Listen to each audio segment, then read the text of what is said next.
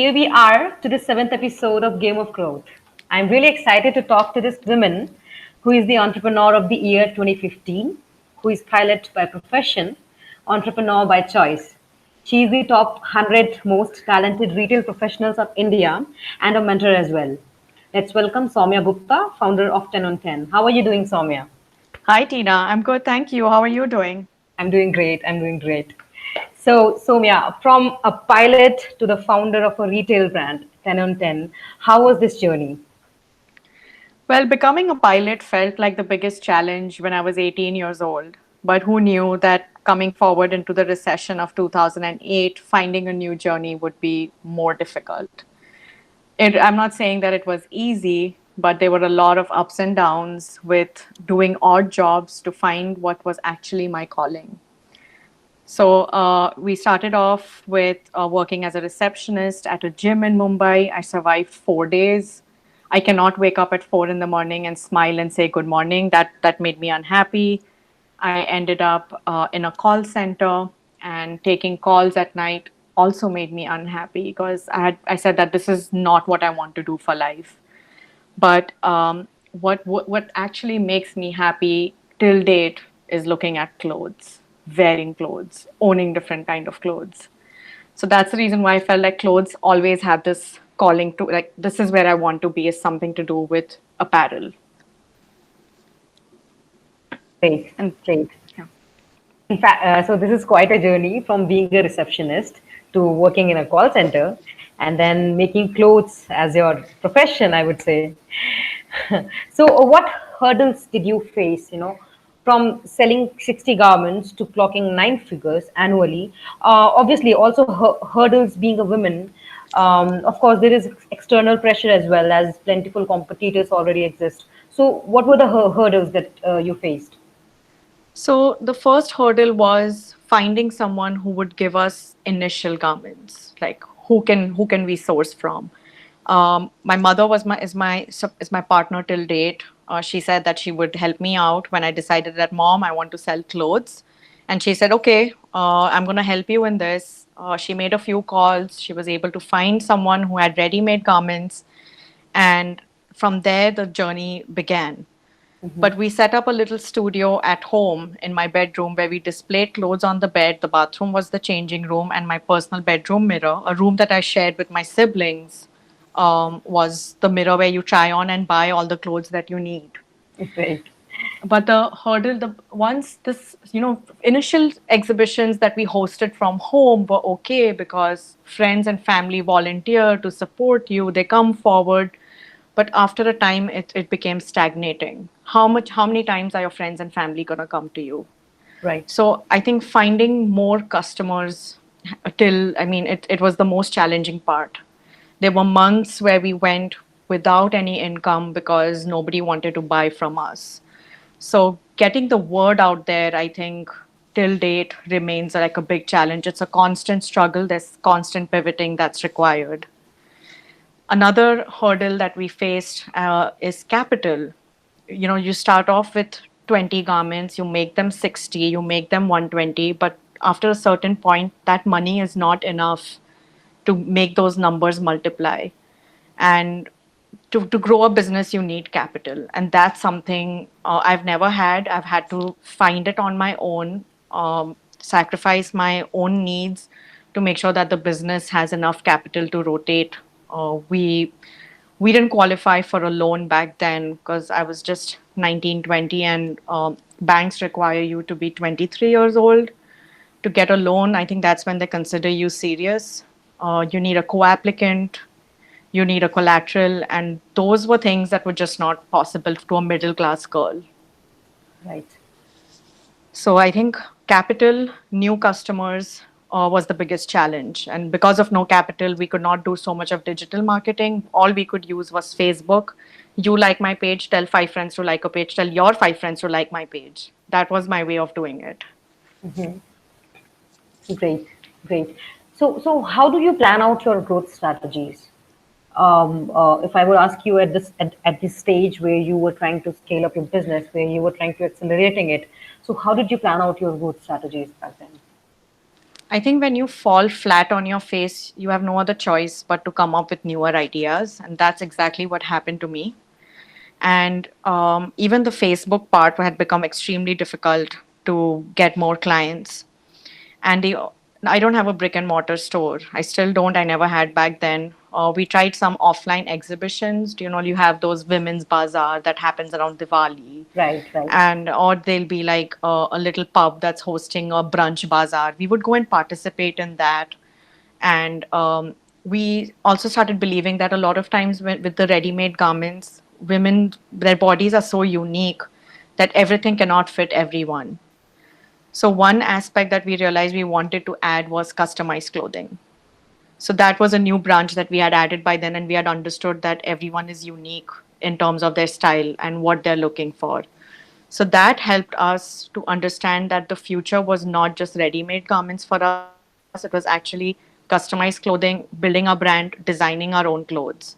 So everything that we have learned so far, we have learned by making mistakes and coming to standstill points. Because I think not coming from a business background and coming from a pilot background, this is one thing that's different is you have to follow your gut feeling, read a little bit here and there, and figure out what can actually work. Listen to our customers. That has really been one of our growth strategies. Right. Also, I would agree with you. You said customization, so I think that's one of the key parameter that would keep your users intrigued about your brand and take it further from there. So, being a D2C retailer brand, one important parameter is logistics. How did you focus on it? So initially, logistics, no one really opens a logistic account when you're just starting out. So I worked with local Xerox and stationery stores that had tie-ups with couriers, and I worked through them. If the customer was from Bombay, I did deliveries myself, same day delivery. And if the customer, when I took the garment home and I delivered it to them and there was a fitting issue, I would actually pick up the garment from their house, again go back to my home, where in a nearby vicinity we had hired a tailor, and I would get it altered and again go back to that customer's home. And I did not have a car or anything. I would take buses and local trains and get that done. And that too in Mumbai. That too in Mumbai, yeah.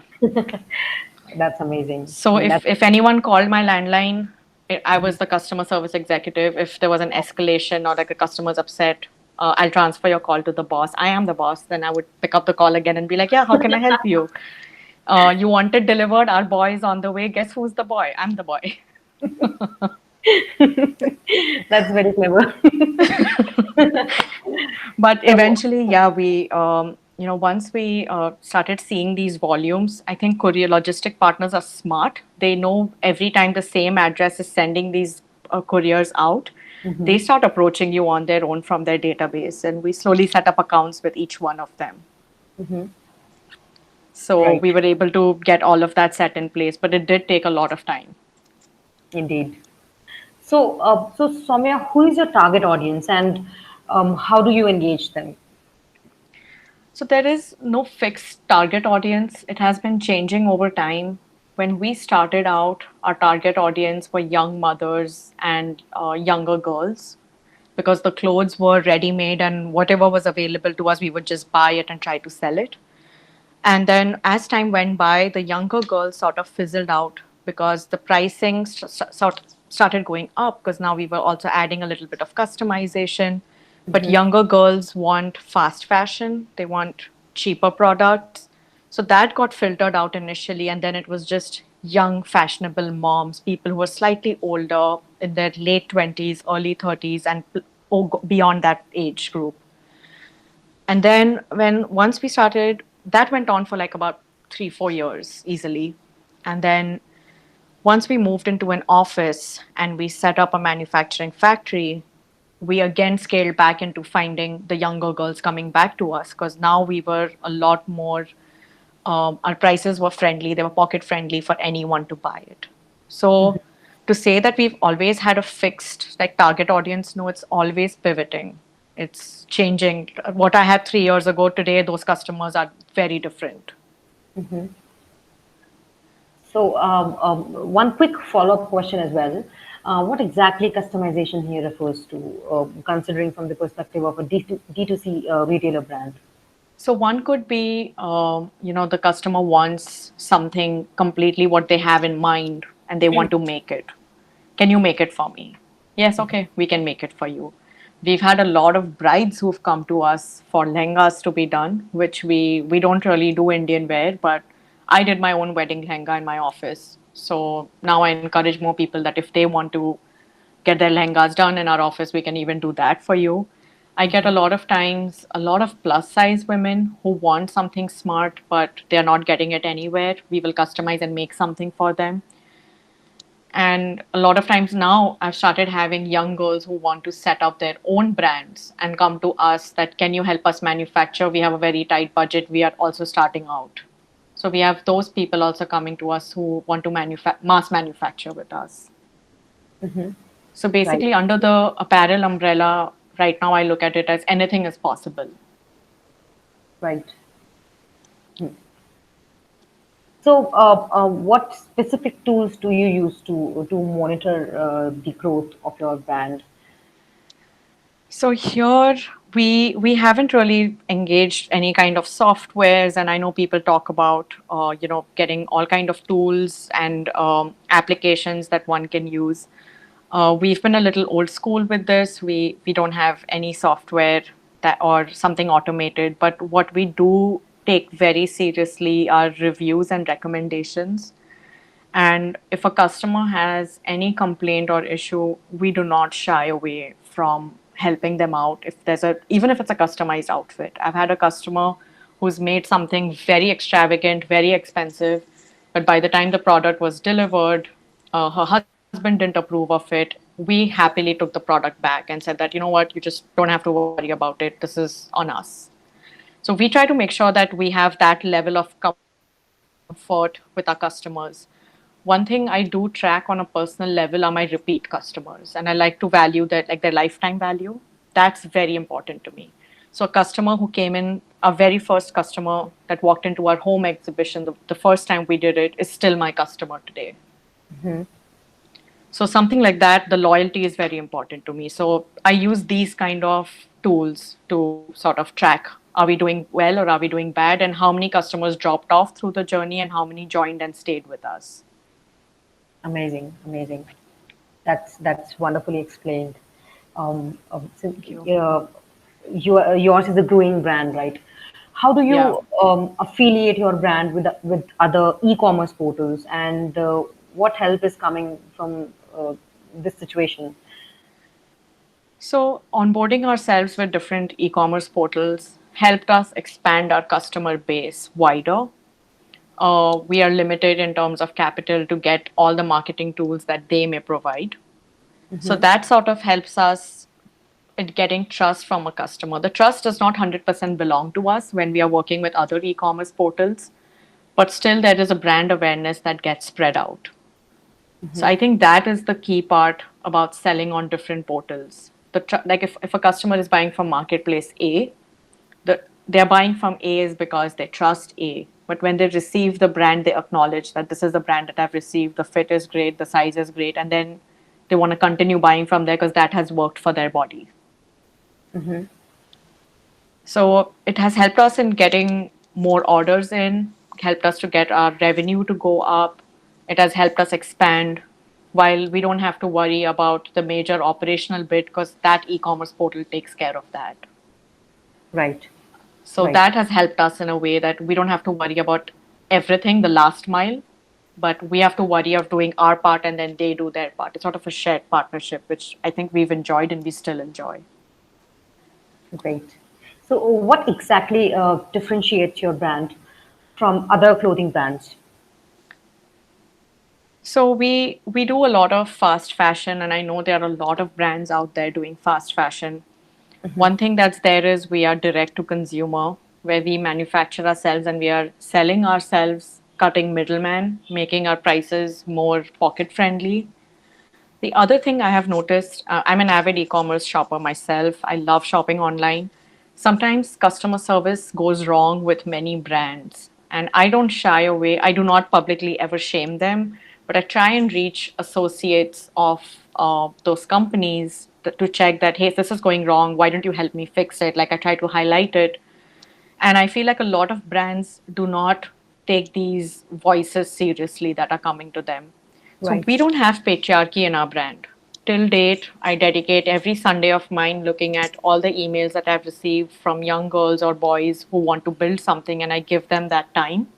And I feel like this is where we are different, that we are constantly in touch with our customers. We call them our family base. So because of that loyalty, we, I think, stand apart. And if we say we are going to deliver something, or we are trying to provide some kind of service, we do our best to do it. And if we are unable to do it, I think we don't beat around the bush. We're honest. And I think I like that part about us, because everyone makes mistakes. And if we are doing so, then we like to hear about it and we make changes.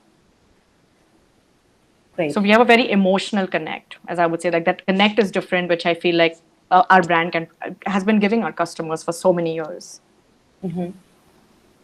Right. So, where do we see 10 on 10, after a few years, and what are your expansion plans for the same? So last year we set up an office in New York. So that has been a huge milestone for us. We've worked on it for almost 3 years to come this far. Has it been easy? No. I'm starting my journey all over again. I'm again working from my home over here, and I'm again trying to build the customer base. It's the same thing again. It's deja vu for me, but just harder. It's harder here because e commerce has been here longer. A lot of people are doing similar things like me. All 10 on 10 needs to find now is what in this world after COVID, where will we be? So the last 1 year, we've been thinking about the environment a lot, and we've been researching on how the garment industry has actually been affecting the environment. And COVID validated our gut feeling that the environment needs more love at this time. So we see ourselves in the next few years being an environmentally friendly brand, doing something for our community, making noise of Make in India overseas. We want to grab how many ever companies we can while sitting here to let these companies come and take a look what India can offer. That's where we see ourselves. Is my birthplace is my calling, and it will always be that way. So sitting here, all I'm thinking about is India has so much. 10 on 10 needs to make this noise for India. And our next few months, this is all that we are concentrating on, is to be eco-friendly, environmentally friendly, breathable, healthy fabrics, and help how many ever people we can. Because this is what the world needs, is compassion and empathy and help. I would agree with you, in fact. So what do you feel that from where the most of the traction is coming to your brand, whether it's from India or from countries other than India?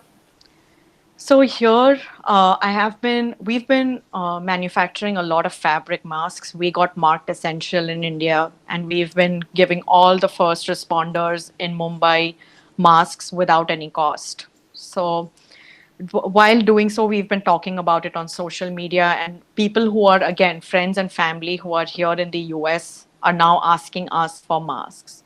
So this is the first time we've seen some kind of larger traction for us in the US.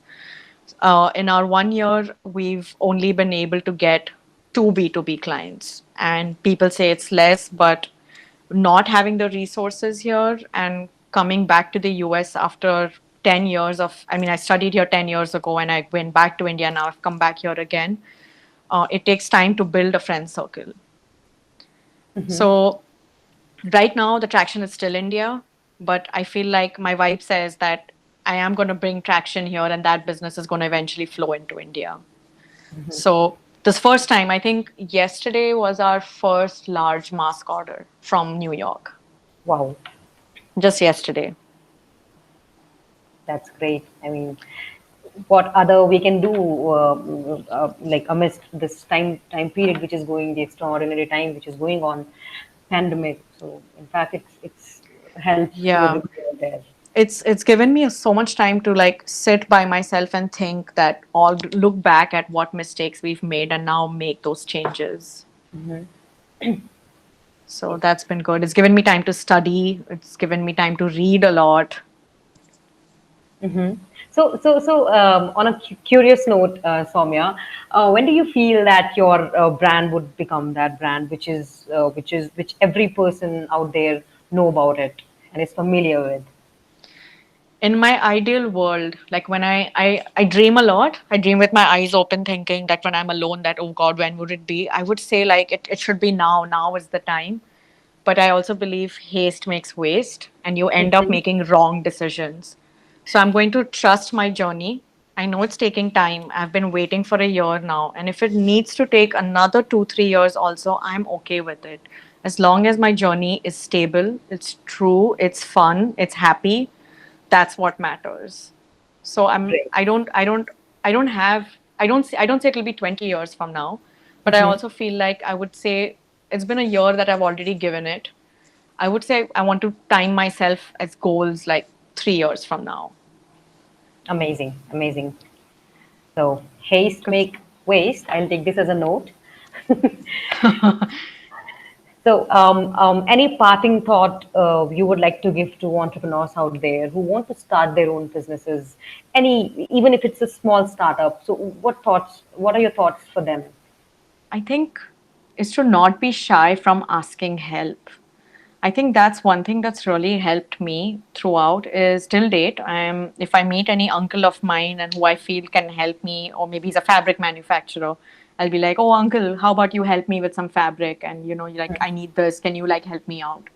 I'm very shameless that way in asking, and I don't feel shy. Without asking, the answer is already no.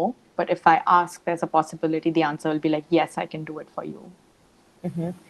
So I feel ask for help. That's one thing that I feel is super important for everyone. Discipline. If you want to build something, it requires a lot of discipline. It requires a lot of sacrifice. There are till date there are evenings and calls that are happening with my friends and family, but unfortunately, I have to excuse myself from it and be like, nope, I have priorities. So also, I personally am very goal driven. That if I am delayed on something, I need to understand why am I delayed. It has to be validated. But I pretty much believe time is money and money is time, and both are not coming back to you again. So if the boat has sailed, it has actually sailed. So Great, these things are, I think, very essential to me as a person. Like it just has to be done when it has to be done. amazing. Also, how did you feel when you became the entrepreneur of the year 2015? I think I every time I've won or like I've been featured somewhere, I like to put my face inside a pillow and like not come out because I have no airs. I've always been so humble, and my parents will be proud, and I'll be like, no, don't be proud yet. This is not my goal. So I kind of have the imposter syndrome being a woman, where I feel like I'm not there yet. I keep saying that to myself. So as a person, personally, I've been trying to accept that, okay, acknowledge your achievement.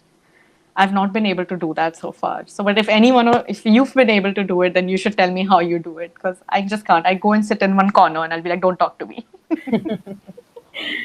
I mean that's so of you. I don't know why. Like, I'll just be like, no, I don't know what happened. That was really a wonderful session. Thank you so much. Thank you, Tina. Ladies and gentlemen, this is Soumya Gupta, founder of 10 on 10.